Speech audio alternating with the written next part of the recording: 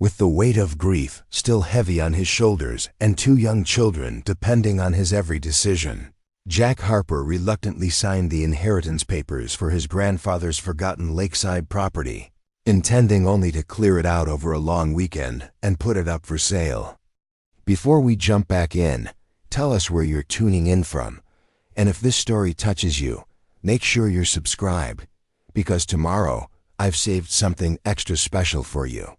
He had no idea that beneath the weathered floorboards of that dilapidated cabin lay secrets that would not only unravel the mysteries of his family's troubled past, but would expose a powerful corporation's decades-long campaign of deception that had poisoned the very heart of Pinewood Lake.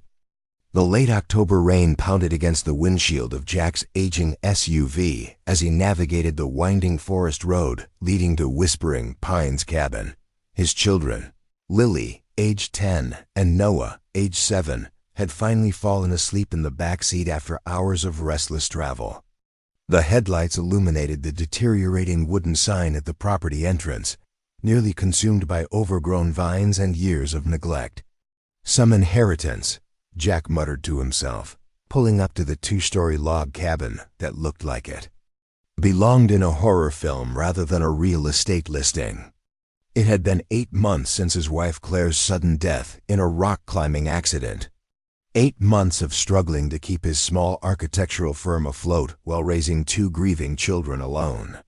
The call about his estranged grandfather, Robert's death, and the unexpected inheritance had come just as their savings were dwindling dangerously low.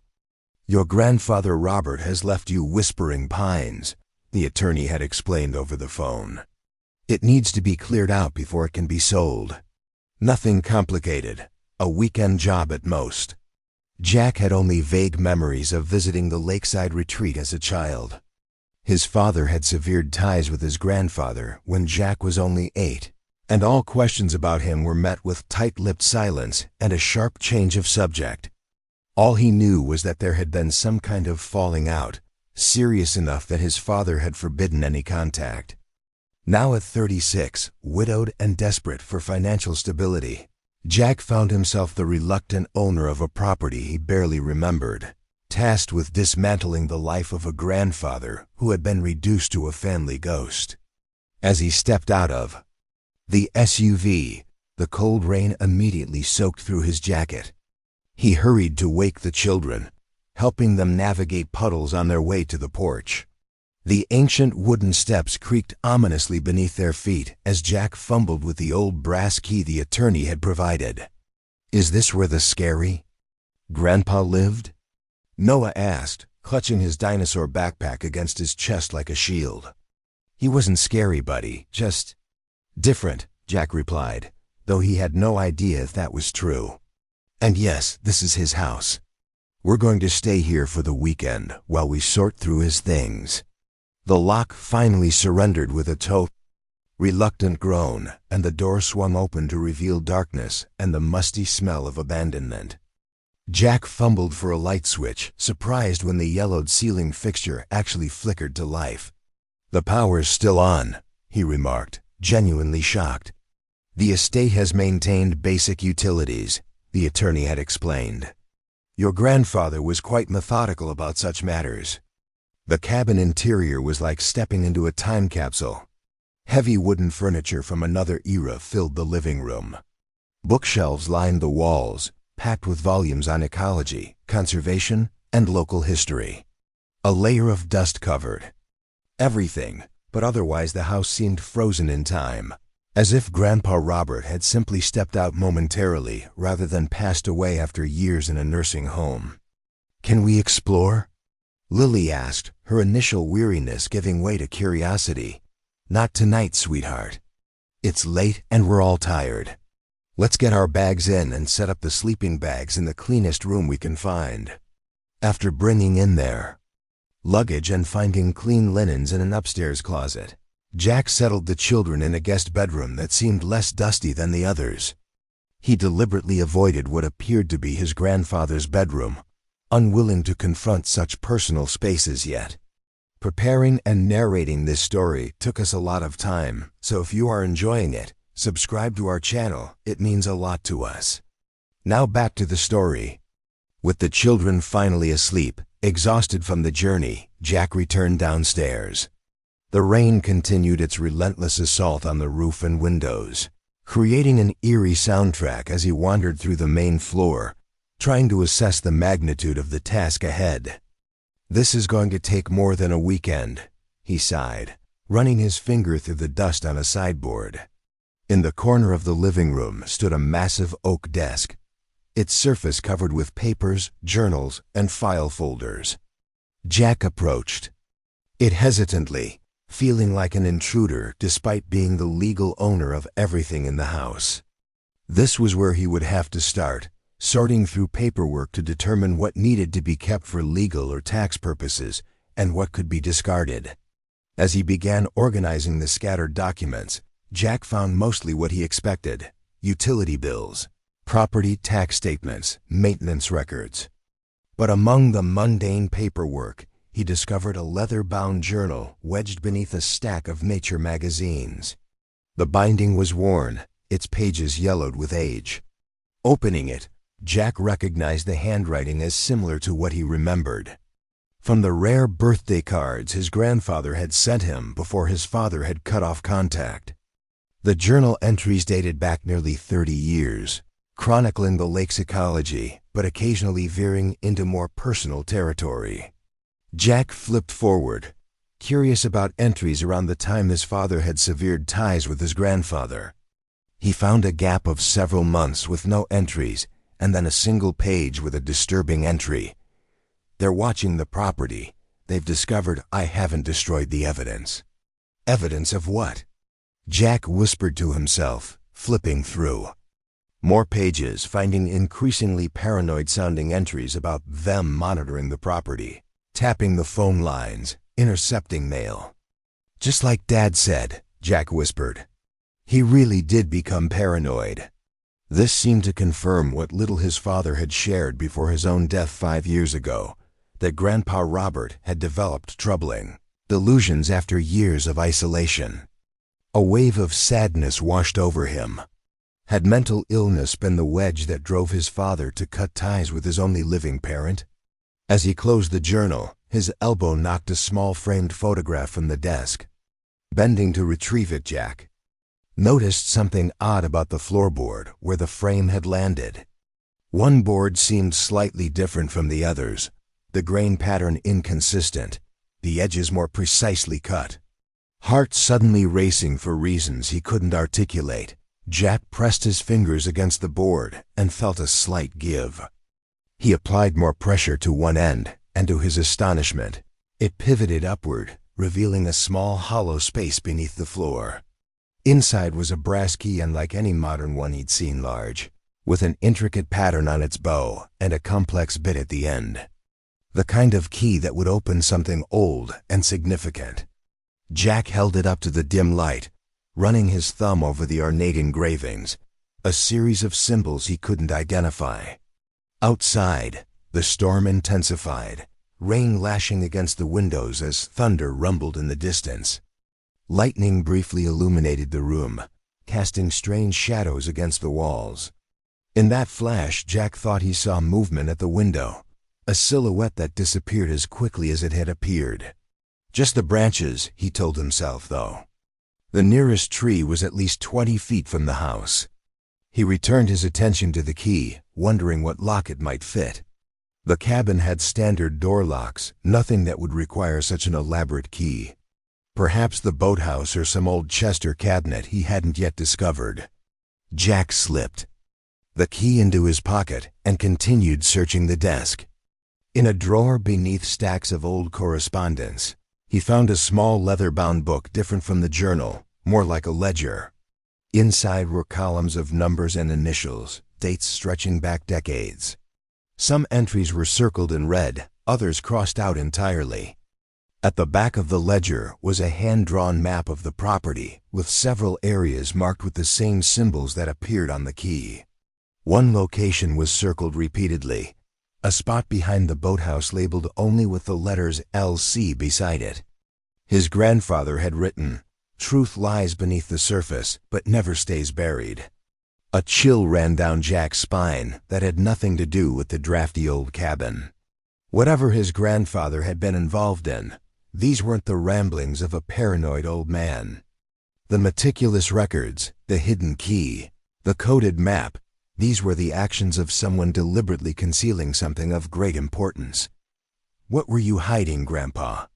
he whispered to the empty room. Jack was pulled from his thoughts by a sound from upstairs, Lily calling out in her sleep, a habit she'd developed since her mother's death. Setting the ledger aside, Jack went to comfort his daughter, tucking the mysterious key safely in his pocket.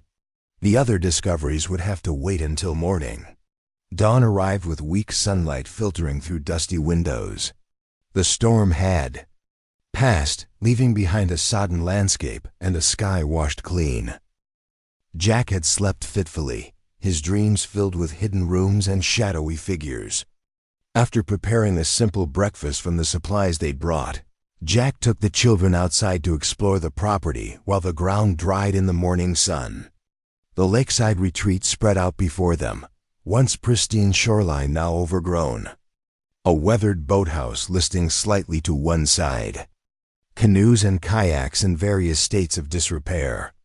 And beyond it all, the glittering expanse of Pinewood Lake, reflecting the surrounding mountains like a massive mirror. Was Grandpa Robert a fisherman? Lily asked, kicking at a clump of soggy grass. "I think so once," Jack replied. "But he must have stopped taking care of this place a long time ago. Why did we never visit him?" Lily persisted with the direct curiosity of a child. Jack hesitated. Dad and Grandpa had a disagreement many years ago. Grown-up stuff. Was it about the secret? Noah asked, poking at a puddle with a stick. Jack turned to him, startled. "What secret, buddy?" "The one in the house. I heard you last night talking about a secret key."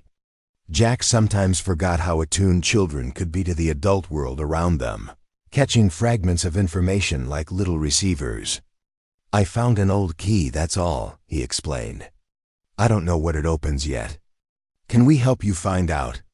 Lily asked, suddenly animated. "Like detectives." Jack smiled, grateful for anything that might distract the children from their grief, even temporarily. "Sure, but first, let's check out that old boathouse." The boathouse's heavy sliding door protested with a groan of rusted metal as Jack pulled it open. Inside, shafts of sunlight cut through gaps in the roof, illuminating dancing dust motes. Fishing equipment sat abandoned rods and reels, tackle boxes, waders hanging from hooks on the wall. Everything was covered in a thick layer of dust and cobwebs. While the children cautiously explored the safer areas of the boathouse, Jack consulted the map from the ledger, orienting himself according to the markings. The spot labeled LC should be located at the rear of the boathouse near the northwest corner.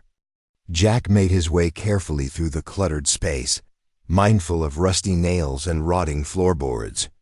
The back wall of the boathouse was lined with storage cabinets, most empty save for moldering life jackets and forgotten equipment. The northwest corner, however, contained something different, a large wooden chest built into the wall. It seemed ordinary enough, but according to the map, this was the spot. Jack examined the chest carefully. It was about waist-high, constructed of solid wood with a padlocked hasp. The padlock was modern, but when Jack looked closer, he noticed an older, more elaborate keyhole beneath it, one that might fit the ornate key he'd found. "What did you find, Dad?" Lily called, noticing her father's focused attention. "Stay back, both of you," Jack warned, retrieving the brass key from his pocket. He broke the rusty padlock with a nearby pry bar, then inserted the ornate key into the hidden keyhole. It turned with surprising ease, and when Jack lifted the chest's heavy lid, he found it wasn't a storage container at all. The chest concealed a narrow passage leading beneath the boathouse stone steps descending into the earth, disappearing into shadow. Common sense told Jack to retreat, to call someone, the attorney, the local authorities, anyone before venturing into an unknown underground space on a dilapidated property.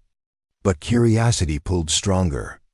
This hidden passage might hold answers about his grandfather, about the family rift that had shaped his childhood.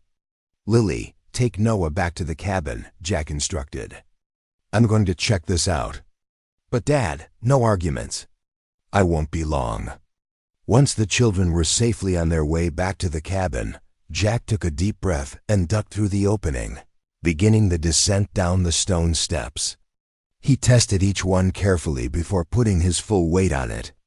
The air grew cooler and damper as he went, carrying the earthy scent of soil and something else, paper and leather, like an old library.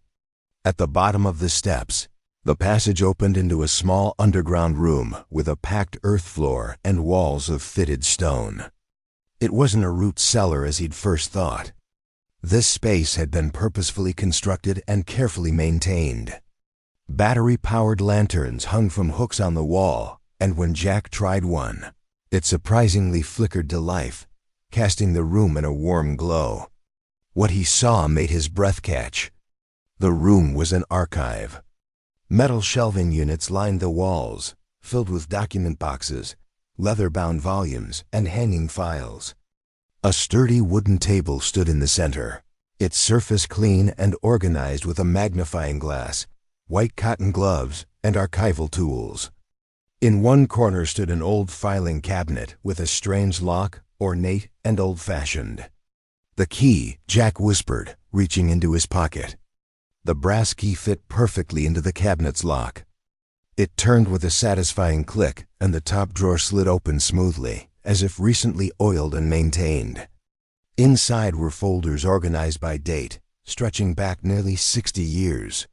Selecting one at random, Jack carefully opened it to find newspaper clippings, handwritten notes, and photographs, all related to Pinewood Lake's oldest and most prestigious company, Lakeside Development Corporation.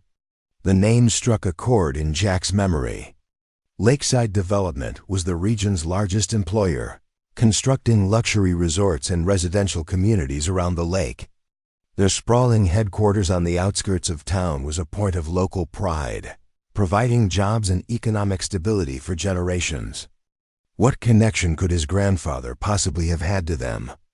As he examined more folders, a disturbing pattern emerged. The documents detailed meticulous research into Lakeside's business dealings, focusing specifically on their water management practices throughout the 1980s and 90s. His grandfather had created detailed timelines showing how the company had systematically altered shorelines, drained wetlands, and diverted natural water flows, causing ecological damage far beyond their development sites. This alone wasn't necessarily shocking. Corporate environmental shortcuts were hardly uncommon. But one folder labeled Sullivan Property contained something more troubling: photographic evidence of what appeared to be toxic waste being dumped in the dead of night, followed by newspaper clippings about a tragic boating accident that claimed the lives of Thomas and Catherine Sullivan in 1995. Just weeks after, they had reportedly filed a complaint against Lakeside for contaminating their cove. There were other incidents too. Families who spoke out against Lakeside suddenly suffering mysterious property damage, boat accidents, or personal injuries. In each case, Lakeside expanded their influence, often acquiring the affected properties at a fraction of their value. "This is what got you in trouble, isn't it?" Jack murmured, imagining his grandfather compiling this damning evidence over decades. The bottom drawer of the filing cabinet contained the most disturbing materials of all: a thick folder labeled Poisoned Waters. Inside were medical reports from the county hospital showing alarming rates of rare neurological disorders and autoimmune diseases in neighborhoods downstream from Lakeside's developments.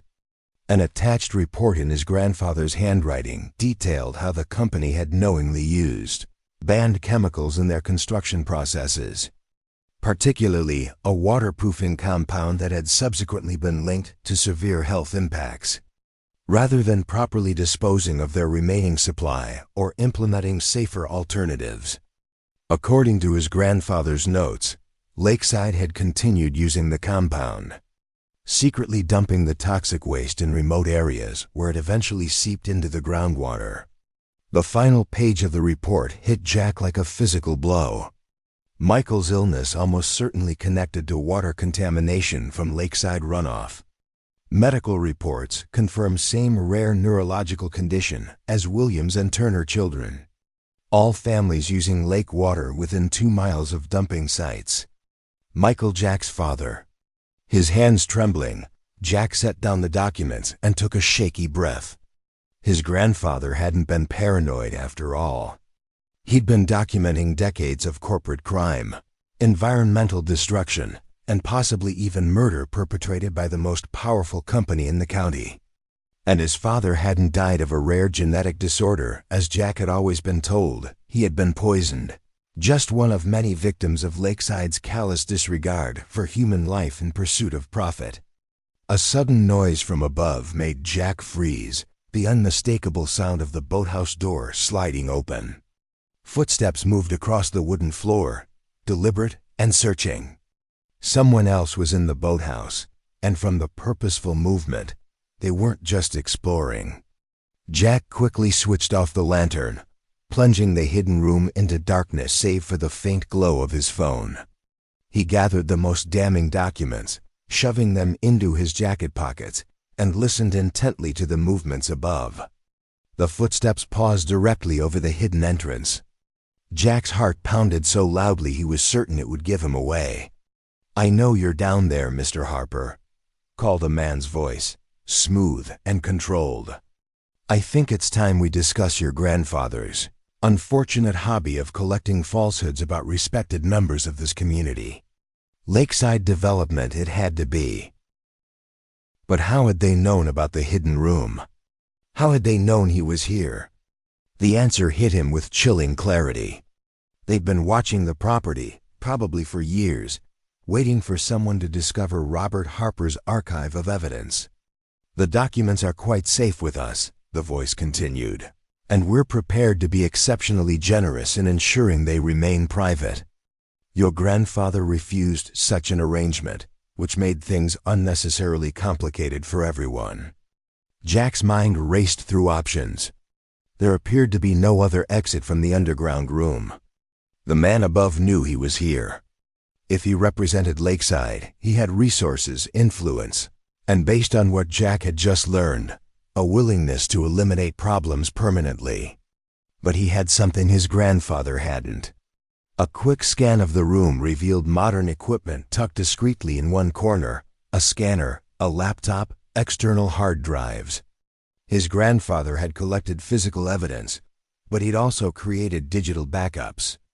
On the table was a small card with a password and a cloud storage address. Whatever was in these files, it wasn't just buried in this hidden room. It was already uploaded and secured elsewhere. With this knowledge came courage.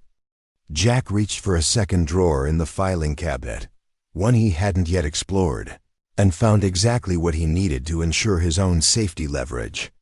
"Mr. Lakeside," he called out, his voice steadier than he felt.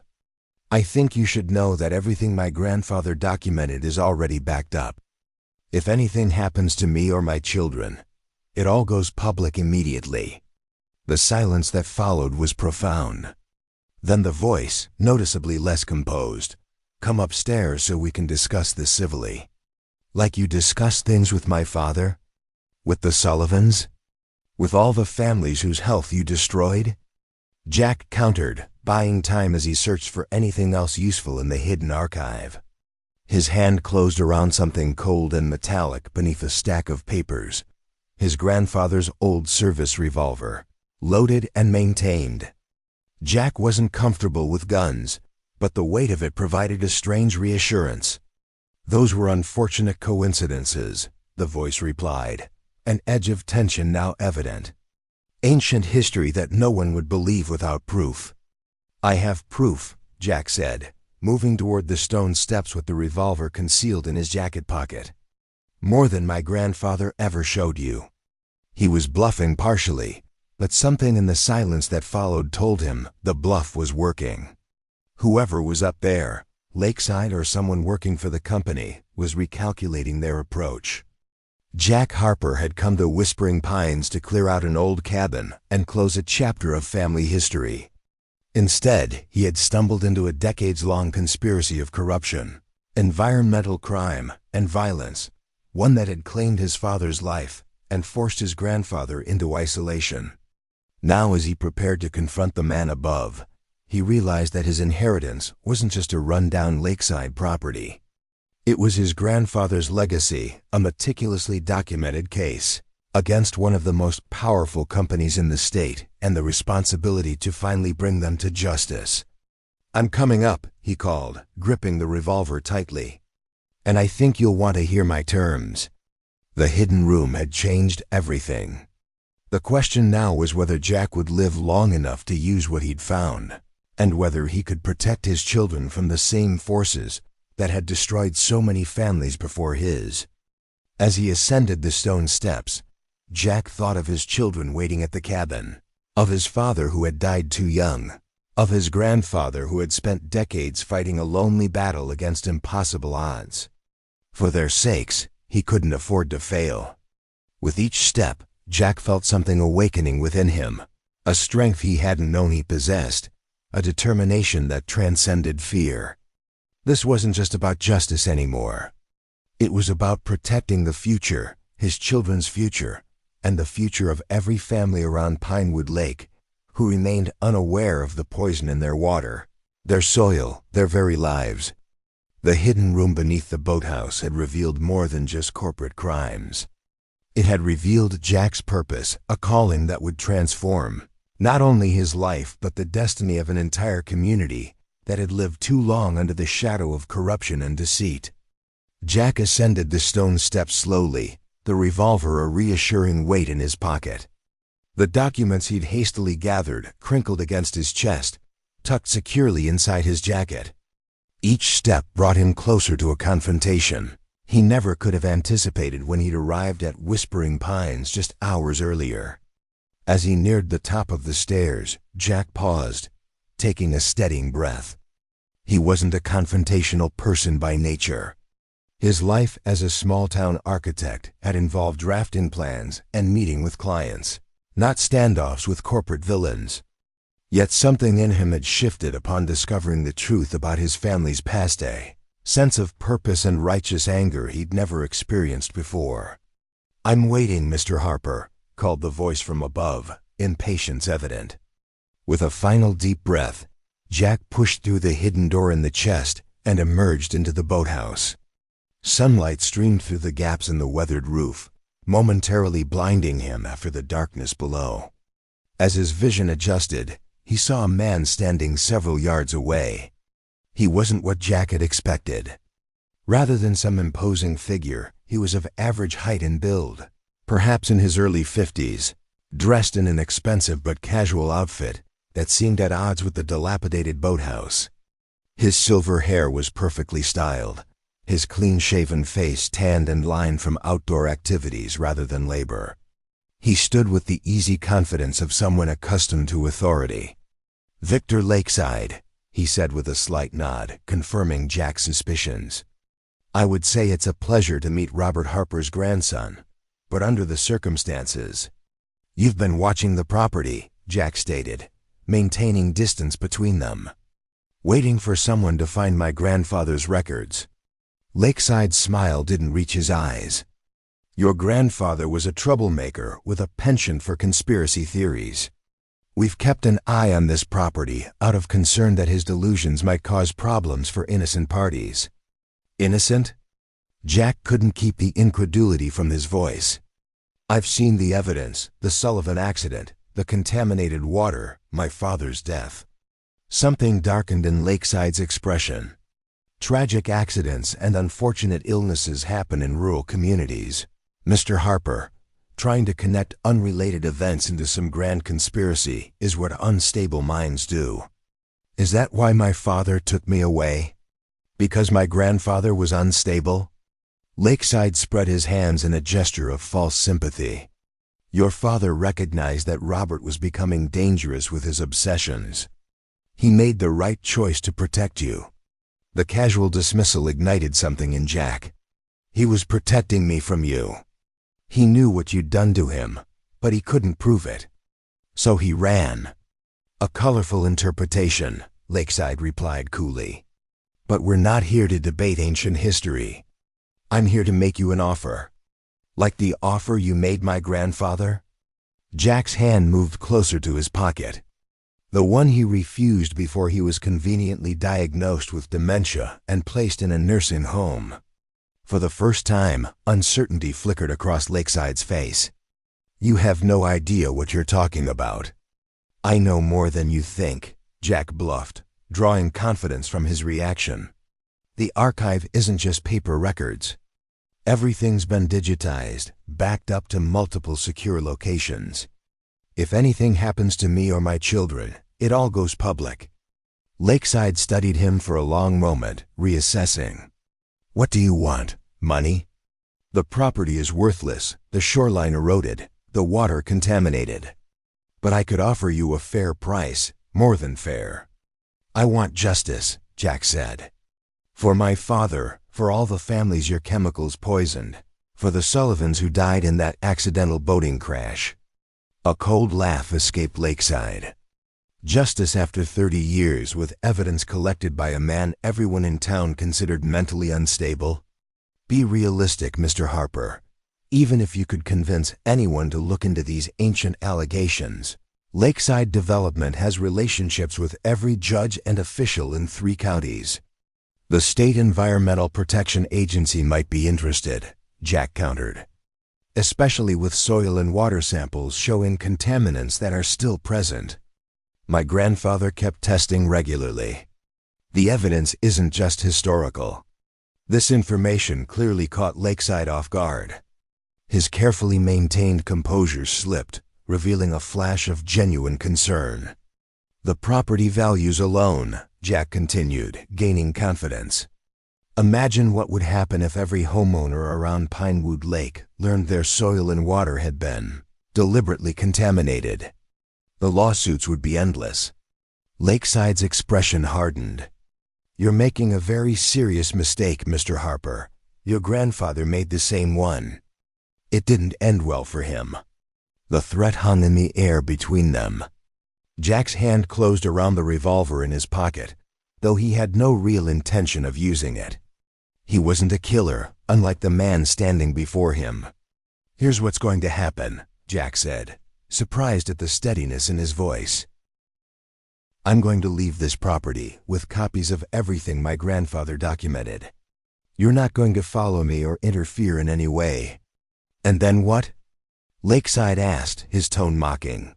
"You'll single-handedly take down a company that's been the backbone of this community for generations based on the ramblings of a bitter old man." "No," came a new voice from the boathouse entrance. "He won't be doing it alone." Both Jack and Lakeside turned toward the unexpected interruption. A woman in her early 30s stood framed in the doorway, a press badge hanging from her neck, a camera in her hands. Behind her was an older man Jack didn't recognize. "Megan Torres, Pinewood Gazette," the woman introduced herself, stepping inside. "I've been investigating Lakeside Development's environmental practices for 3 years now. Your grandfather reached out to me before his health declined." "Mr. Harper, this is private property," Lakeside snapped. "You're trespassing." "Actually," the older man said, "Mr. Harper owns this property now. We are here at his invitation." He turned to Jack. "Thomas Bennett. I was your grandfather's attorney before Lakeside pressured my firm to drop him as a client. I've been waiting a long time for those records to see the light of day." Jack stared at the unexpected all eyes in confusion. "My grandfather's attorney?" "But the lawyer who contacted me was William Parker." "Yes," Thomas finished for him. "Lakeside Development made sure one of their associates handled Robert's affairs after they engineered his removal to a nursing home. But your grandfather was smarter than they gave him credit for. He made arrangements for Megan to continue his work and for me to contact you if you ever came looking for answers. Lakeside's face had gone rigid with anger. This is absurd. You have nothing but the paranoid delusions of a senile old man. Actually, Megan said, holding up her camera, I have quite a bit more than that, including this entire conversation. Mr. Lakeside, would you like to clarify your comments about taking care of Mr. Harper's grandfather? Or perhaps your references to judges and officials being in your family's pocket? The color drained from Lakeside's face. For the first time, he seemed genuinely rattled. You're manipulating my words. This is entrapment. It's journalism, Megan replied. And it's just the beginning. Thanks to Robert Harper's meticulous record-keeping, we now have enough evidence to justify a full investigation by authorities beyond your sphere of influence. Thomas approached Jack, his expression gentle but urgent. We should continue this discussion elsewhere. Mr. Lakeside rarely travels without his security detail. They'll be wondering why he's taking so long. As if on cue, the sound of an approaching vehicle reached them, tires on gravel, the distinctive purr of an expensive engine. My son, Lakeside explained with a thin smile. He'd be interested to meet Robert Harper's grandson. He handles our more delicate family matters these days. Jack sensed the escalating danger. We need to leave now. The hidden room, Megan said quickly. Is there another exit? I don't know, Jack admitted. I only found it today. There is, Thomas confirmed. Your grandfather showed me once, years ago. It leads to the old storm cellar behind the cabin. We can circle around to our car. Lakeside moved to block their path to the chest entrance. I'm afraid I can't let you leave with those records. Family reputation and all that. Jack's hand tightened on the revolver, though he still hoped to avoid using it. Megan, seeing his tension, stepped forward. Mr. Lakeside, I've already transmitted preliminary information to colleagues at 3 different news outlets and the State Attorney General's office, she said calmly. Preventing us from leaving will only accelerate the investigation. Your best option now is damage control. The car outside had stopped. Doors slammed, followed by footsteps approaching the boathouse. Lakeside appeared to make a rapid calculation. With a tight smile, he stepped aside. We'll be speaking again very soon, Mr. Harper. Family matters tend to require personal attention. The documents show it was never just business, Jack said quietly. You poisoned people. You destroyed lives. My father died because of your company's chemicals. Something almost like regret flickered across Lakeside's features. The past is complicated, Mr. Harper. There were considerations you couldn't understand. Father? A younger voice called from outside. Is everything all right? Perfectly fine, Jason, Lakeside responded, his eyes never leaving Jack's. Just having a chat with Robert Harper's grandson about his inheritance. Thomas tugged urgently at Jack's arm. Now, while we have the chance. The 3 of them moved quickly to the chest. Jack slipped through first, followed by Megan, with Thomas bringing up the rear just as a younger man, presumably Jason Lakeside, entered the boathouse. What's going on? They heard him demand as Thomas pulled the hidden door closed behind them.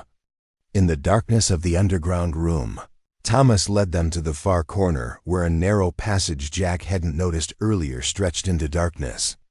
This way, the older man whispered. And hurry. They know about this place now. It won't be safe for long.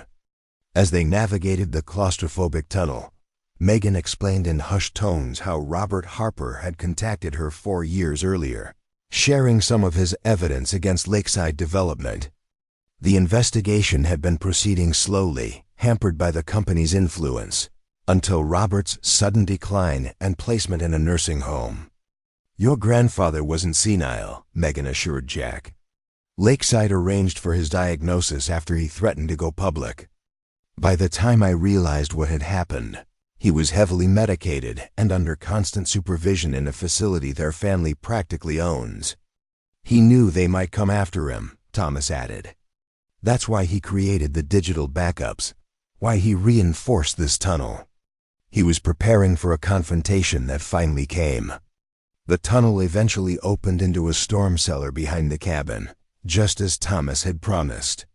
They emerged cautiously, checking for signs of Jason Lakeside or anyone else watching the property. "My car is down the road," Thomas said. "We parked away from the house in case Lakeside was monitoring it." Jack froze. "My children. They're in the cabin. We need to get them immediately." Megan agreed. They hurried to the cabin, finding Lily and Noah in the kitchen, thankfully unharmed. The children were confused and frightened by the sudden urgency, but Jack managed to gather their things quickly, explaining only that they needed to leave right away.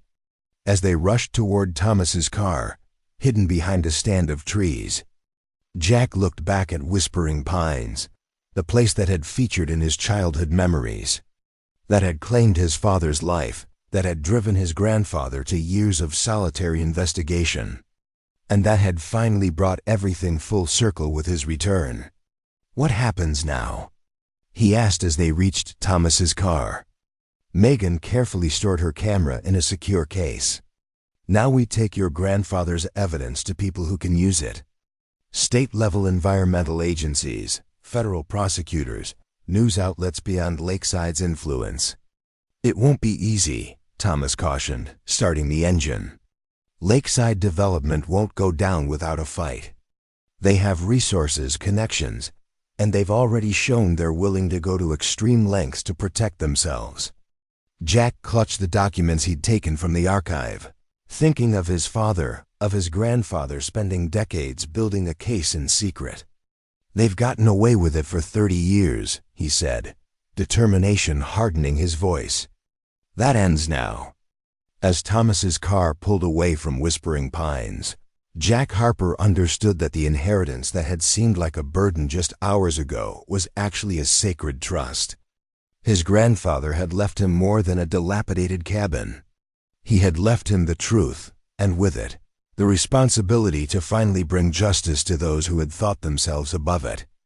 Behind them, Victor Lakeside watched the departing car from the boathouse doorway, his son Jason beside him.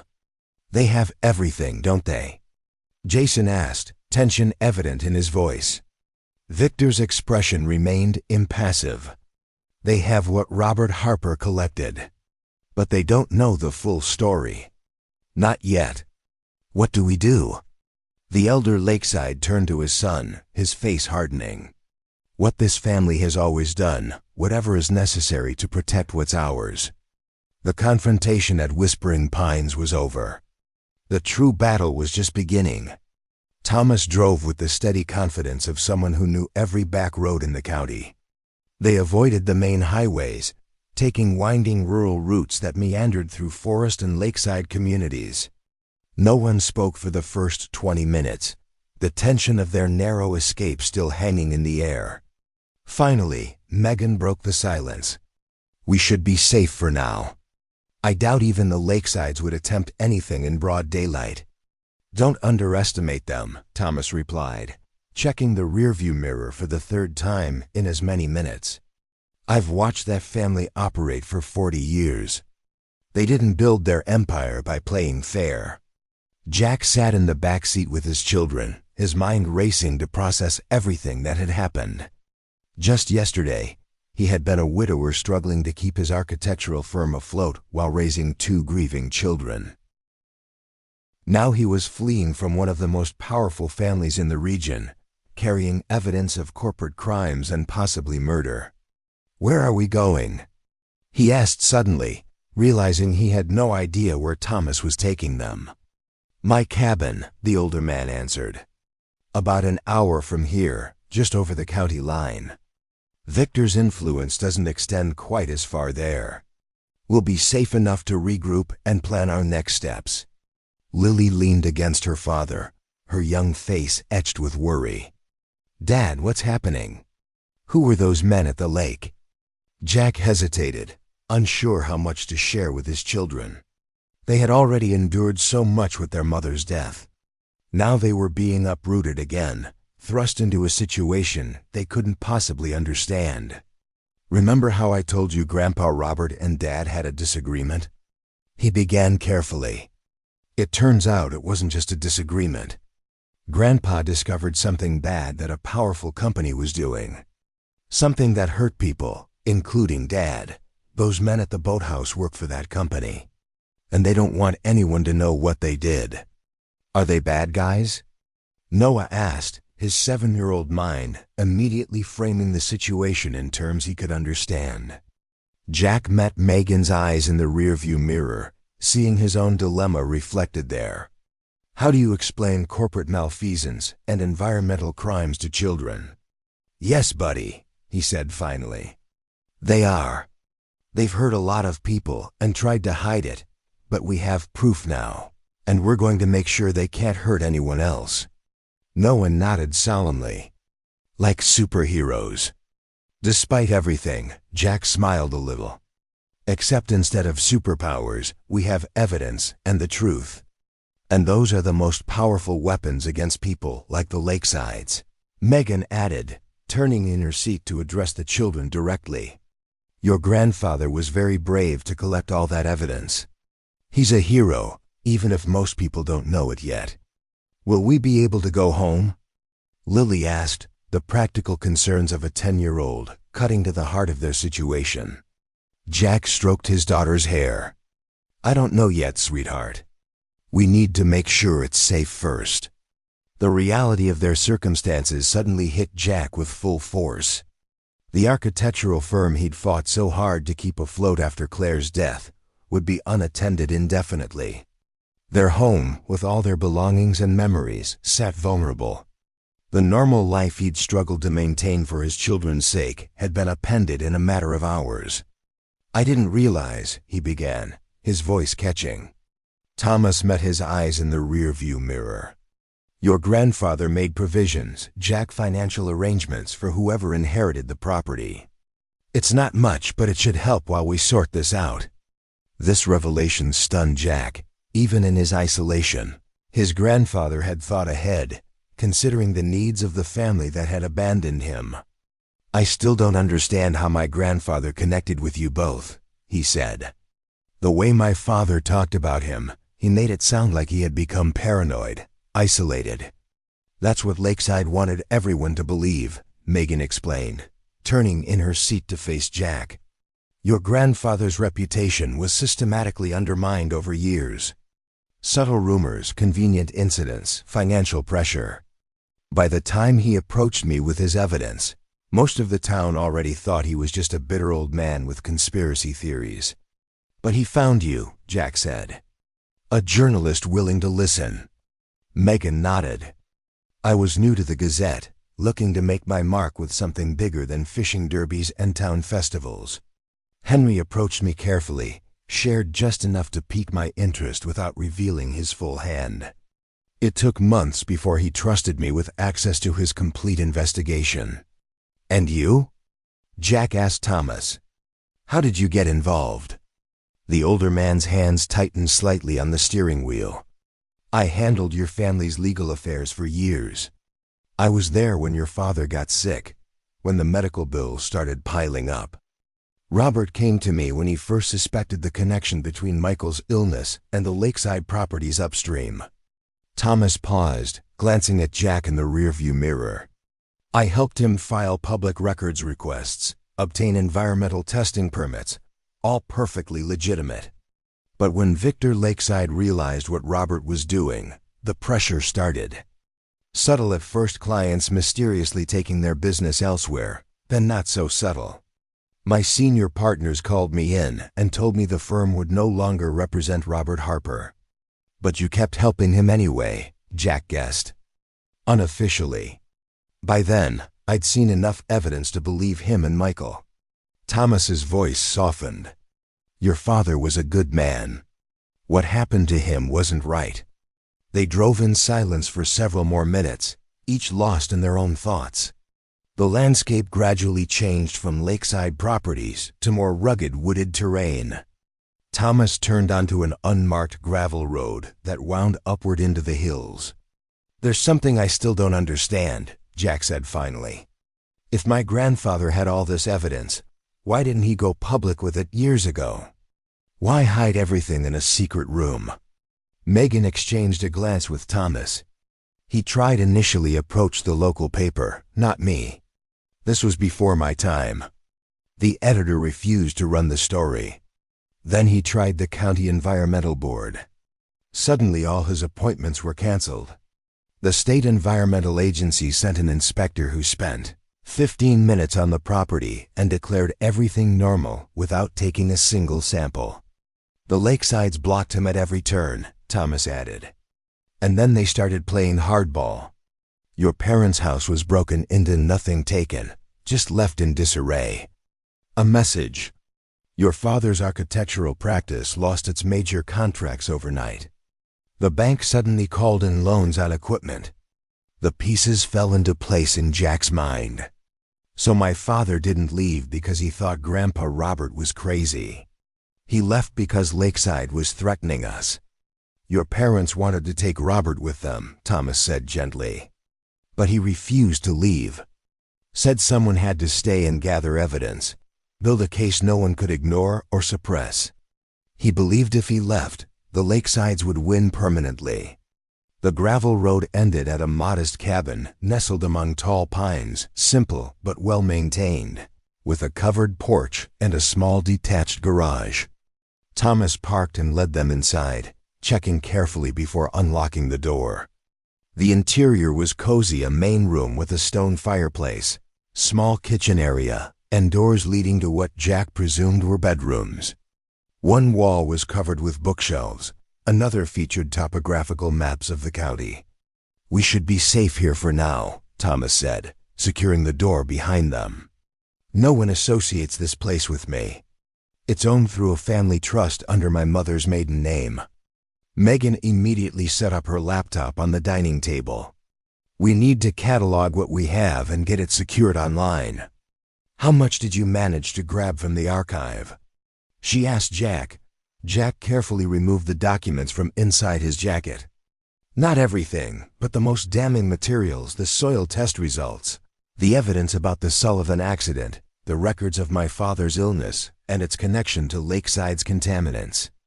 "Good," Megan nodded. "Between what you have there and the backup files your grandfather already uploaded, we should have enough to start building our case." "Case for what exactly?" Jack asked. "What's our actual plan here?" Megan and Thomas exchanged another look that spoke volumes. "That depends partly on you," Thomas said carefully. "How involved you want to be. This isn't your fight, Jack. Your grandfather spent decades on this crusade. It cost him his family, nearly his sanity. No one would blame you for handing over the evidence and walking away." The suggestion was tempting. Jack could picture it giving everything to Megan and Thomas, returning to his orderly life in town, leaving the Lakesides and their crimes in more experienced hands. It would be the sensible choice for a single father with 2 young children depending on him. But then he thought of his father dying painfully from chemicals deliberately released into the lake. His grandfather spending decades building a case in isolation, eventually forced into a care facility on false pretenses. His own children growing up in a community where powerful interests could poison the vulnerable with impunity. Jack looked at Lily and Noah, now exploring the cabin with cautious curiosity. Everything he did for them, to protect them, to provide for them, to show them how to live with integrity in a world that often rewarded the opposite. What example would he set by walking away? "It became my fight the moment I found that key," Jack said firmly. "Tell me what we need to do." Relief showed on both their faces. "First, we build a bulletproof case," Megan said, typing rapidly on her laptop. "The Lakesides will have expensive lawyers who will try to discredit everything. We need irrefutable evidence, witnesses willing to come forward, recent samples showing the contamination is ongoing." "Witnesses?" Jack questioned. After 30 years and with Lakeside's influence in the county, there are people who've remained silent out of fear, not loyalty, Thomas explained. Former workers who helped dump chemicals, doctors who treated unusually high rates of neurological disorders, but were pressured to keep quiet, bank employees who processed questionable transactions. Getting them to speak won't be easy, Megan acknowledged. But seeing someone finally standing up to the Lakesides might embolden others. Jack considered this. And the recent samples? Your grandfather arranged for regular testing through a lab in the next state, Thomas said. Paid in cash, used different names. The most recent tests were just 3 months ago, showing the contamination remains in the groundwater. Megan looked up from her computer. Here's what we're dealing with. The evidence you recovered gives us a strong foundation, but the Lakesides will claim that's all fabricated by a man with a grudge. We need corroboration from multiple sources. And we need protection, Thomas added grimly. Once we start moving on this, the Lakesides won't limit themselves to legal channels. They've invested too much in covering this up for too long. A chill ran through Jack as the true danger of their situation sank in. Protection from who? The local police won't help if Lakeside owns them. I have contacts at the state level, Megan said. People outside Lakeside's sphere of influence. But they'll need something solid before they'll act. Political figures don't stick their necks out based on historical allegations alone. So we're back to needing current evidence, Jack mused. He thought for a moment, his mind analyzing the problem methodically, a skill he'd developed designing complex structures while balancing client demands. What about the current owners of the affected properties? He suggested. The homes and lakefront in areas where Lakeside dumped their waste. Do they know what's in their soil and water? Megan's expression brightened. That's actually brilliant. Lakeside sold off most of those properties once they'd consolidated their holdings, broken into smaller parcels, sold to unsuspecting buyers over the decades. If we can show the contamination affects current homeowners, it becomes a present-day public health crisis, not just historical wrongdoing. The environmental agencies would have to respond, Thomas finished, nodding appreciatively. Jack felt a spark of hope. My grandfather must have records of all the affected properties, right? We could organize testing across multiple sites simultaneously. Create a contamination map that couldn't be ignored. It could work, Megan agreed, typing notes. But we'd need to move quickly before the Lakesides realize what we're doing. Thomas looked troubled. Victor Lakeside has already seen us together. He knows we have some of Robert's evidence. We might have less time than we think. As if in answer to his concern, Megan's phone buzzed with an incoming message. Her expression darkened as she read it. What is it? Jack asked. My contact at the Gazette. Lakeside representatives just showed up at the newspaper office with a cease and desist letter threatening a defamation lawsuit if any unsubstantiated allegations about the family or company are published. She looked up grimly. They're moving faster than I expected. And that's just the official response. I guarantee they're taking other actions we can't see yet, Thomas said. Jack felt a new determination hardening within him. Despite the fear, despite the uncertainty, he knew what had to be done. Then we need to move faster too, he declared. My grandfather spent years gathering evidence while the Lakesides blocked him at every turn. We don't have that luxury. What are you suggesting? Megan asked. Jack had faced seemingly insurmountable challenges before his wife's sudden death, the struggle to save his firm, raising 2 children alone. Each time he had found strength he didn't know he possessed. A different approach, he said decisively. Instead of trying to build a perfect case before going public, what if we use strategic exposure to force the issue? Release enough evidence to attract attention from authorities outside Lakeside's influence, while holding back our strongest proof to counter their inevitable denials.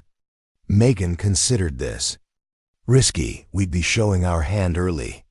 But we'd be controlling the narrative, Jack argued.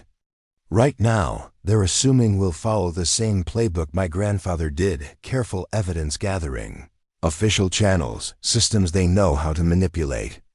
They won't expect us to go straight to the public. It could work, Thomas said slowly. Especially if we focus on the current contamination affecting present-day residents. That creates immediate pressure for official action. Megan nodded, warming to the idea. I have contacts at regional news outlets, environmental advocacy groups. We could orchestrate a coordinated release enough different sources that the Lakesides couldn't silence them all. For the first time since discovering the hidden room that morning, Jack felt like they might actually have a chance. The Lakesides had spent decades perfecting their system of influence and intimidation, but they'd never faced the kind of immediate widespread exposure that modern media could create. How quickly can we move? He asked. Give me 48 hours to organize the media contacts, Megan said. Thomas, can you reach out to your connections at the environmental testing lab? See if they can expedite analysis of our most recent samples. The older man nodded. And I'll start preparing legal frameworks for affected property owners who may want to join a class action once this becomes public. They worked late into the evening, organizing documents, creating digital backups, and developing their strategy. Thomas found activities to keep Lily and Noah occupied, showing a grandfather's intuition for what would engage children processing their second major disruption in less than a year. As night fell, Jack stepped onto the cabin's porch, needing a moment alone to absorb everything that had happened. The stars shone brilliantly in the clear mountain air, so different from the muted night sky of town. In the distance, an owl called, its melancholy song echoing through the pines. Jack thought about the architectural firm he'd fought so hard to keep. After Claire's death, the late nights drafting designs, the satisfaction of seeing his creations become reality, the relief of making each month's payroll. It had been exhausting, thankless work at times, but it had been his legacy he could someday pass to his children. Now he had inherited a different legacy, one of secrets and corruption, of justice delayed, but perhaps not denied. Not the inheritance he would have chosen, but one he could no longer ignore. Beautiful night, Thomas said, joining him on the porch with 2 steaming mugs. He handed one to Jack. Chamomile helps with the overwhelm. Thank you, Jack said, accepting the tea gratefully. For everything. I still can't believe all this was happening while I was growing up. That my father died because of Lakeside's chemicals, not some rare genetic condition. Thomas leaned against the porch railing. Your father wanted to protect you from the truth. He believed if you knew, you might someday try to continue Robert's fight. And he'd seen what the Lakesides were capable of. But he kept the connection to Grandpa Robert completely secret. I grew up thinking he was just some eccentric relative we didn't talk about. He could have told me something. Fear makes people do things they later regret, Thomas said gently. Michael was terrified the Lakesides would come after you if there was any connection. Cutting ties completely seemed like the only way to keep you safe. Jack sipped his tea, letting the warm liquid and Thomas's words soothe his sense of betrayal. I understand why he did it. I wish I'd known him. The real him, not the caricature I grew up imagining. You would have liked him, Thomas smiled. Stubborn as hell, but principled, loyal to the point of self-sacrifice. You remind me of him, the way you've stepped up to this fight without hesitation. I haven't had much choice, Jack admitted. Ever since Claire died, it's been one crisis after another. You either step up or you crumble. That's not true, Thomas countered. Many people would have handed over the evidence and walked away. You chose to stay and fight for your father, for your grandfather, for every family affected by Lakeside's crimes. That's a choice and a brave one. Inside the cabin, Megan was still working, the glow of her laptop visible through the window. Beyond the porch, Deep in the surrounding woods, Jack thought he glimpsed movement. Perhaps a deer or just shadows playing tricks in the moonlight. Tomorrow would bring new challenges, new dangers. The Lakesides wouldn't surrender their power without a fight. But for the first time since discovering the hidden room beneath the boathouse, Jack felt ready. Not fearless fear was a constant companion for a single father, but determined, focused, and surprisingly strong. The inheritance he had reluctantly accepted had become more than a burden. It had become a mission, not just to expose past wrongs, but to protect his children's future and the future of every family around. Pinewood Lake, whatever came next, he would face it with the same resilience that had carried him through the hardest year of his life. In the quiet mountain night, surrounded by allies he hadn't known existed just hours ago, Jack Harper began to understand that sometimes our greatest strength emerges not from what we seek, but from what finds us when we least expect it, like a hidden room beneath an old boathouse, or a purpose that transcends our carefully constructed plans. The first light of dawn painted the mountain cabin in soft gold as Jack stood at the kitchen window, cradling a mug of coffee between his hands. He had slept fitfully, his dreams haunted by hidden rooms and faceless figures in pursuit. Lily and Noah still slumbered peacefully in the small bedroom Thomas had prepared for them, exhausted from the previous day's upheaval.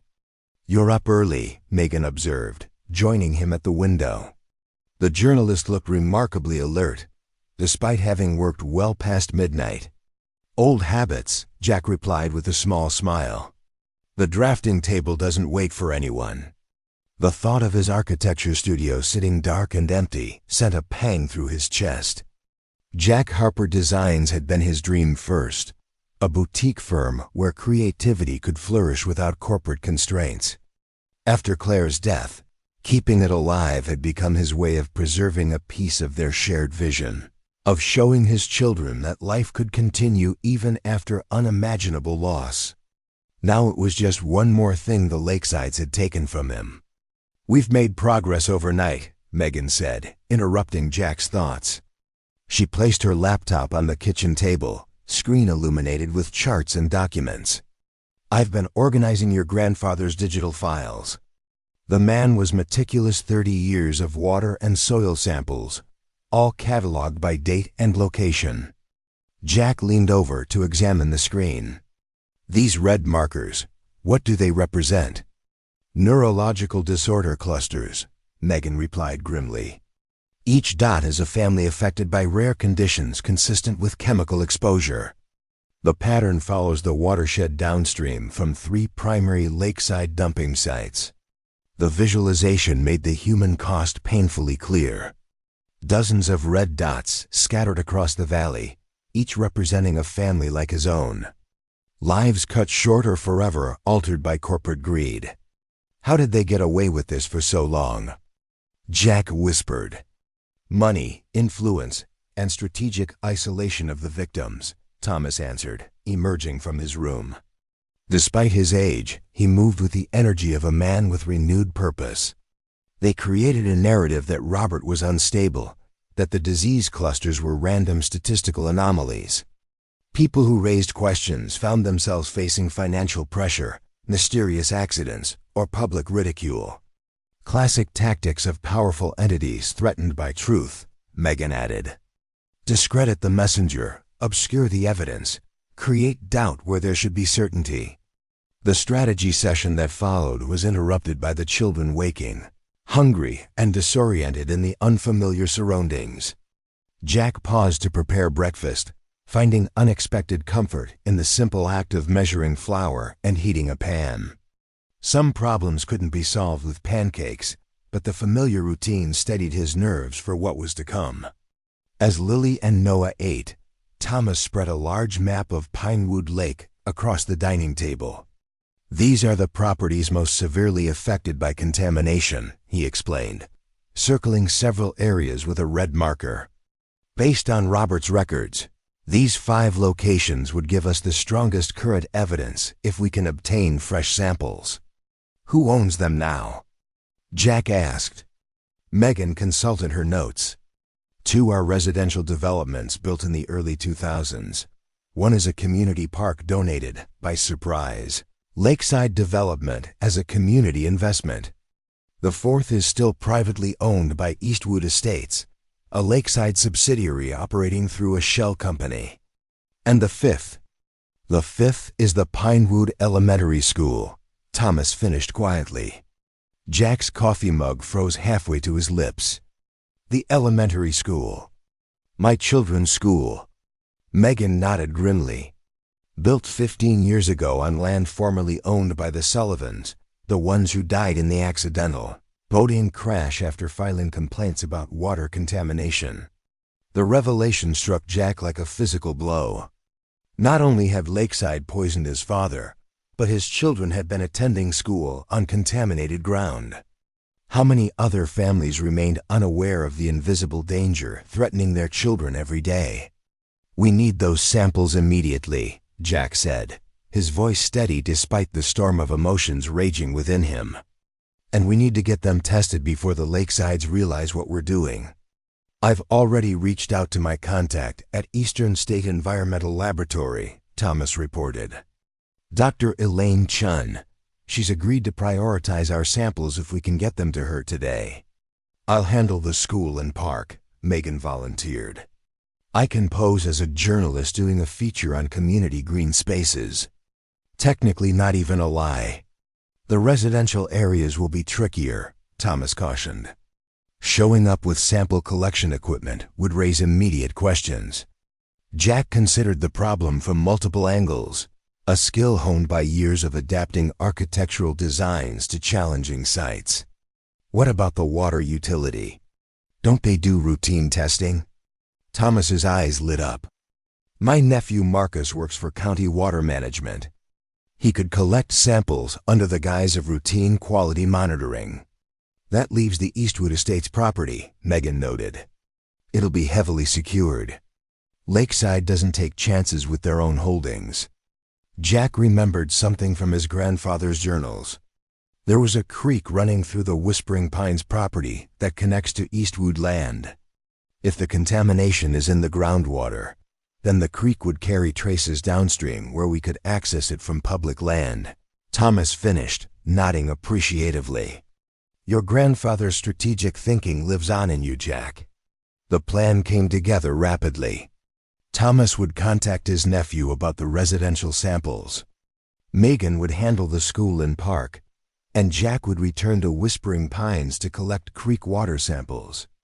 It was risky splitting up, but time was their enemy. The Lakesides were already moving to contain the situation. "I'm coming with you," Megan insisted when Jack proposed returning to the property alone. "Victor Lakeside has already shown his hand there. It's too dangerous." "And my children?" Jack countered. "I can't take them back to the lake, but I can't leave them unprotected either." "My sister lives 30 minutes from here," Thomas offered. "Retired school principal, tough as nails, and has no connection to this situation that Lakeside could trace. The children would be safe with her for a few hours." Jack hesitated, torn between his instinct to keep Lily and Noah close and the urgent need to gather evidence before it was too late. In the 8 months since Claire's death, he had rarely been separated from them, as if his constant presence could somehow compensate for their mother's absence. Lily, sensing her father's dilemma, approached the table where the adults were huddled. "We'll be okay, Dad," she said with a maturity that brought tears to Jack's eyes. "You're getting evidence to stop the bad people who hurt Grandpa. Right?" Out of the mouths of babes came the clarity Jack needed. "That's right, sweetheart. And I need you to be brave for just a little while longer." After ensuring the children were safely settled with Thomas's sister, a formidable woman who received them with no questions asked beyond, "What time will you return?" Jack and Megan headed back toward Whispering Pines in her weathered Jeep. "Victor won't be expecting us to return so soon," Megan reasoned as they navigated the winding mountain roads. "He'll assume we're hiding, regrouping. The Lakeside property is the last place he'll look for us right now. Unless he has it under surveillance," Jack pointed out. Possible, but his resources aren't unlimited. He's likely focused on damage control, pressuring officials, preparing legal defenses, monitoring normal channels where we might surface. They approached Whispering Pines from a back road, parking the Jeep in a wooded area and hiking the final quarter-mile to minimize the chance of detection. The property looked eerily peaceful in the afternoon light. No sign of Lakeside's presence. "The creek runs behind the eastern field," Jack whispered as they crouched at the property's edge. "We can follow the tree line for cover." Armed with sample collection kits provided by Thomas's contact at the environmental lab, they moved cautiously across the property, hyper-aware of every sound. The creek was exactly where Jack remembered from his grandfather's maps, a modest stream cutting through the far corner of the property before continuing toward what was now Eastwood Estates land. "Perfect," Megan murmured as they knelt beside the gently flowing water. "This is exactly what we need." Following the laboratory's protocols, they collected multiple water samples, carefully labeling each with location coordinates. Jack also gathered soil samples from the creek bank, working with the methodical precision he normally applied to architectural blueprints. "We should check the well too," Jack suggested once they'd secured the creek samples. If the groundwater is contaminated, the cabin's drinking water would show higher concentrations. The wellhead was located near what had once been a kitchen garden, an area now overgrown with weeds, but once carefully tended by Jack's grandmother. As they approached, Megan suddenly grabbed Jack's arm, pulling him down behind a half-collapsed stone wall. "Someone's inside the cabin," she hissed, pointing to a shadowy movement visible through the kitchen window. Jack's heart raced as they watched a figure move through the downstairs rooms, too far away to identify clearly, but definitely not Victor Lakeside's distinctive silver-haired silhouette. "Jason Lakeside?" Jack whispered. Megan shook her head. "Wrong build. This could be security personnel, or someone else looking for evidence," Jack finished, struck by sudden inspiration. "Not everyone in this town is in Lakeside's pocket. My grandfather must have had allies besides you and Thomas." "Risky assumption," Megan cautioned. "But we need that well water sample." They waited, watching the figure methodically search the cabin. After 20 minutes, the unknown visitor emerged onto the back porch, and Jack stifled a gasp of recognition. "That's Dr. Ramirez," he whispered. "Our family physician. He treated my father before we moved away."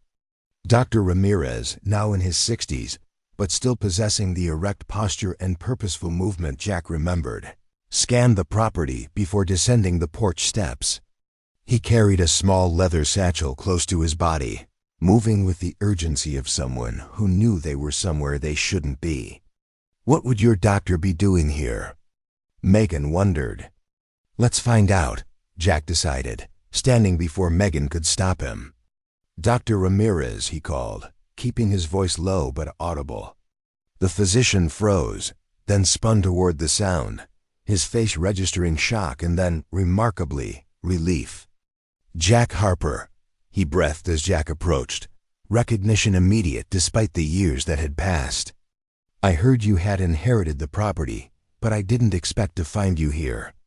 Not after Victor Lakeside paid us a visit yesterday." "What are you doing here, Dr. Ramirez?" Jack replied.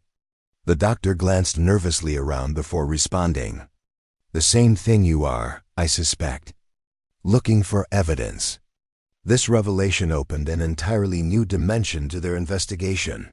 Dr. Ramirez quickly explained that he had been tracking unusual disease patterns in Pinewood Lake for decades, compiling his own database of neurological disorders, autoimmune diseases, and other conditions linked to chemical exposure. "I couldn't prove the connection officially," he admitted as they moved to the relative safety of the boathouse to continue their conversation. "Lakeside's influence runs too deep. But I've been collecting patient data, tissue samples, water testing results, anything that might someday build a case. And you came here looking for my grandfather's research, Jack realized. Dr. Ramirez nodded. When I heard Robert had passed and you had inherited the lake house, I feared his evidence might be lost forever. The Harpers weren't the only family forced to leave Pinewood because they asked too many questions. With Megan recording every word, Dr. Ramirez revealed a pattern of intimidation and cover-ups spanning decades. As one of the town's senior physicians, he had witnessed firsthand the human cost of Lakeside's environmental crimes: children with rare disorders, pregnant women suffering miscarriages at alarming rates, elderly residents developing mysterious neurological conditions. Your father's case was what finally convinced me something sinister was happening, he told Jack. Michael was young, healthy, with no family history of neurological disease. Then, within months of Lakeside expanding their operations upstream from this property, he developed an aggressive condition that matched patterns I was seeing in other patients near contamination sites. Why didn't you come forward? Megan asked, her journalist's instinct for the hard question asserting itself. Dr. Ramirez's expression reflected decades of moral compromise. Fear, at first. I had a family to protect. Then strategy. I realized I could do more good documenting patterns from the inside than being silenced like Robert. I've helped dozens of families get diagnoses and treatments they might otherwise have been denied, but never publicly linked the cases to Lakeside, Jack observed, his tone more sad than accusing. No, the doctor acknowledged. That would have ended my practice and my ability to help anyone. He opened his satchel, revealing a portable hard drive. But I've kept everything, Jack. Every case, every test result, every statistical analysis showing disease clusters around Lakeside facilities. And now I'm ready to come forward. This unexpected ally transformed their position. Dramatically, Dr. Ramirez's medical credentials and decades of systematic documentation would be far harder for Lakeside to dismiss than the alleged conspiracy theories of a reclusive property owner. While Megan interviewed the doctor in greater detail, Jack completed their original mission, collecting well water samples and additional soil specimens from around the property. The sun was dipping toward the horizon when they finally prepared to leave, the precious samples and Dr. Ramirez's hard drive secured in Megan's backpack. You should come with us, Jack urged the physician. It's not safe for you here once Lakeside realizes you've joined us. Dr. Ramirez nodded grimly. I've made preparations. My family is already visiting relatives in another state. Once this breaks, there's no going back for any of us. They were about to depart when the distant sound of vehicles approaching froze them in place. Through the boathouse's weather-worn boards, they observed two black SUVs turning into the property's long driveway, the unmistakable signature of Lakeside security. The tunnel, Jack whispered urgently, leading them toward the chest and its hidden entrance. We can escape through the storm cellar. They descended into darkness just as footsteps crunched across the gravel outside the boathouse. Jack led the way through the underground archive room and into the narrow tunnel beyond, Dr. Ramirez's labored breathing echoing in the confined space as they hurried toward safety. Behind them, muffled voices and the sound of the boathouse being searched lent desperate energy to their escape. The tunnel seemed longer than Jack remembered, the darkness more oppressive. But finally, they emerged through the storm cellar doors and into the gathering dusk. My car is parked a quarter-mile through those trees, Dr. Ramirez whispered. I can take you to it without crossing open ground. They followed the physician's lead, moving swiftly through the deepening shadows. Behind them, flashlight beams swept the Lakeside property as Lakeside's men expanded their search. The margin between discovery and escape had never felt so thin. Dr. Ramirez's sedan was hidden on an overgrown logging track, invisible from the main road. As they pulled away, headlights off until they were safely distant, Jack felt the weight of the day's discoveries pressing upon him. They had evidence now, physical samples, and Dr. Ramirez's decades of medical documentation, but they also had Lakeside's full attention and unmistakable confirmation that the company would stop at nothing to protect its secrets. Where to now? Dr. Ramirez asked as they reached the highway. Eastern State Environmental Lab, Megan directed. We need to get these samples processed immediately. The laboratory was a 2-hour drive, located in the neighboring state where Lakeside's influence was significantly weaker. Dr. Elaine Chun, Thomas's contact, met them personally at the facility's service entrance, bypassing normal intake procedures to expedite their testing. I can have preliminary results by morning, she promised, carefully logging each sample. And I've arranged for a colleague at the CDC to independently verify our findings. If what you're suggesting is true, this goes beyond local environmental contamination. It's a public health crisis demanding federal intervention. Jack watched the scientist work, struck by how many people had been fighting this battle in isolation. His grandfather, Dr. Ramirez, Thomas, Megan, and now Dr. Chun each had carried a piece of the truth, unable alone to assemble the complete picture or gather enough influence to challenge Lakeside's power. Strength and unity, he murmured. What's that? Megan asked, looking up from her notes. Something my wife used to say when we were starting the firm. No single element makes the structure stand, Jack. It's the combination working together. He smiled at the memory. We've been trying to fight Lakeside as individuals, but together we have a chance, Megan finished, understanding dawning in her eyes. And I think it's time we expanded our alliance even further. While Dr. Chen began processing their samples, Megan used the laboratory's secure internet connection to reach out to her network of journalists and environmental activists. The story she crafted was compelling in its simplicity. A powerful corporation had poisoned a community for decades, and a coalition of ordinary citizens, a widower, a doctor, an attorney, a journalist had uncovered the evidence to prove it. We go public tomorrow, Megan announced after an hour of intense communication.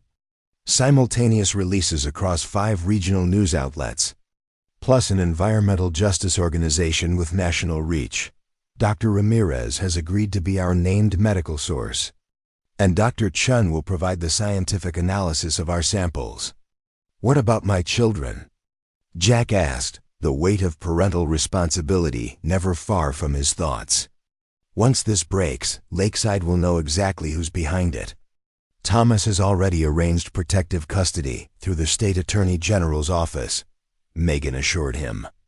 As soon as we have the lab results, we're meeting with a special prosecutor who handles environmental crimes. Your children will have round-the-clock protection. Dr. Ramirez, who had been conferring with Dr. Chen about testing protocols, joined them with renewed purpose in his tired eyes. I've waited 30 years to tell this story, Jack. Your grandfather never lived to see this day, but he made it possible. Without his evidence, his persistence, we would still be where we were when your father first fell ill suspecting the truth but unable to prove it. Jack thought of the hidden room beneath the boathouse, of his grandfather spending decades meticulously documenting a crime most people refuse to acknowledge. He thought of his father, forced to choose between fighting a powerful enemy and protecting his son. He thought of all the families like his, ordinary people whose lives had been irreparably damaged by corporate greed and callous indifference. We need to tell their stories too, he said suddenly. Not just the scientific evidence and medical data, but the human cost, the families who lost children, parents, spouses, the lives disrupted and dreams destroyed. People need to understand this isn't just about chemical compounds and contamination levels. It's about real people suffering real harm. Megan's expression shifted from surprise to respect. You're right.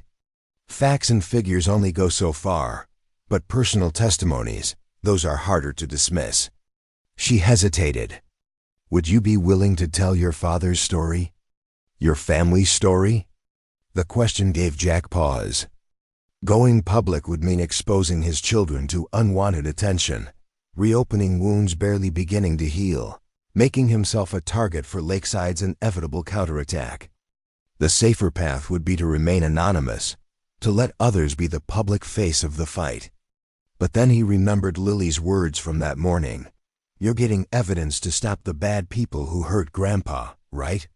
Such clarity of purpose from a child, too young to fully understand the complexities of corporate malfeasance and environmental justice, yet old enough to recognize the fundamental truth. Some fights cannot be avoided without surrendering something essential. Yes, Jack decided. I'll tell our story. For my father, for my grandfather, for my children. Some inheritances come with responsibilities that can't be declined. 3 months later, on a crisp autumn day much like the one when he had first arrived at Whispering Pines, Jack stood on the dock watching as workers installed a sign at the property entrance. Harper Environmental Education Center. Healing our waters. Protecting our future. The transformation of the lakeside property mirrored the broader changes in Pinewood Lake. Lakeside development had entered bankruptcy, its assets frozen pending the outcome of criminal proceedings and multiple civil lawsuits. Victor Lakeside awaited trial under house arrest, his empire crumbling as former associates testified against him in exchange for leniency. Jason Lakeside, in a move that shocked the community, had established a victims' compensation fund with his personal fortune, working with state officials to ensure that families affected by contamination received medical monitoring and treatment. His cooperation with prosecutors had been instrumental in building the case against his father and the company's other executives. Most significantly, the environmental remediation of Pinewood Lake had begun in earnest. Teams of scientists, engineers, and environmental specialists were implementing cutting-edge techniques to detect, contain, and remove decades of toxic contamination. The elementary school property was undergoing complete soil replacement, with plans to rebuild the facility to the highest environmental and safety standards. Jack's architectural firm had evolved as well. While he still designed homes and commercial spaces, he had developed a specialty in sustainable, environmentally restorative architecture. His designs now incorporated natural water filtration systems, native plant landscapes that removed contaminants from soil, and energy systems that minimized environmental impact. Dr. Ramirez had established a free clinic specifically focused on monitoring and treating conditions linked to environmental exposure. Funded in part by grants secured through Megan's connections with national environmental justice organizations, Thomas had assembled a legal team, providing pro bono representation to families pursuing civil claims against Lakeside. And at the center of it all was Jack Harper, a widower who had reluctantly inherited abandoned lakeside property and discovered not just a hidden room, but his own capacity for courage, leadership, and transformation. "You've done remarkable work here," Thomas commented, joining Jack on the dock as the education center's opening ceremony concluded. Community members milled about the property, exploring the exhibits on environmental science and the memorial garden dedicated to those who had suffered from Lakeside's actions. "I just found the key," Jack demurred. "Everything else happened because people were finally ready to see the truth." "Don't underestimate your role," Thomas countered. "Your grandfather spent decades gathering evidence, but it took your courage to bring it into the light. Sometimes the most powerful act is simply refusing to look away when it would be easier not to see." As the sun began to set over Pinewood Lake, casting long shadows across water that was slowly healing from decades of abuse, Jack watched Lily and Noah playing with other children near the boathouse. The hidden room below had been preserved as a testament to Robert Harper's solitary struggle, now transformed into an educational exhibit about citizen science and environmental activism. "Dad, can we stay here forever?" Lily asked, running up to him with her face flushed from play. Jack pulled her close, feeling a surge of emotion. The inheritance that had once seemed like an unwelcome burden had become a gift beyond measure, not the property itself, but the truth it had contained and the purpose it had revealed. "We already are in a way," he told her. "This place is part of us now." From the depths of that hidden room had emerged not just evidence of corporate crimes, but the foundation for community healing, environmental restoration, and personal transformation. Jack Harper had arrived at Whispering Pines, a grieving widower seeking only to close a chapter of family history. He had discovered instead a new beginning for himself, for his children, and for an entire community that would never again allow powerful interests to sacrifice human lives for corporate profit. The hidden room had changed everything, not by containing secrets, but by finally revealing them to those with the courage to see, to speak, and to act. In that revelation lay the most powerful inheritance of all the knowledge that ordinary people standing together for truth could transform even the deepest darkness into light. Up next, you've got 2 more standout stories right on your screen. If this one hit the mark, you won't want to pass these up. Just click and check them out. And don't forget to subscribe and turn on the notification bell so you don't miss any upload from us.